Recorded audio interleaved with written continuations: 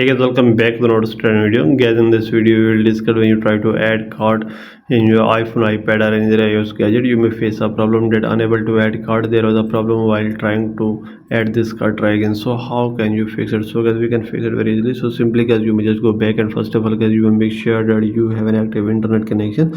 So you may just open settings and then guys, you may check your internet.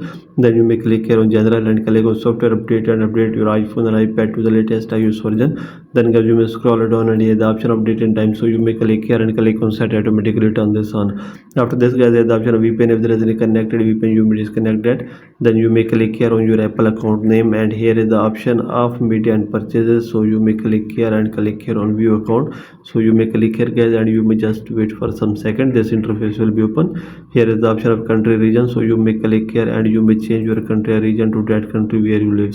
So after this you may click here on change country. If you live in USA, you may select United States, or if you live in another country, you may select that one. So click here guys, click here on agree, and then guys you may write your credit card, debit card number, or you may also log in with your PayPal account. After this you may write your first name, last name and your complete billing address. Then you may click here on next and you will check your problem will be fixed. So by all these methods guys, you can fix it very easily. So this is the video guys. For more videos please subscribe our channel.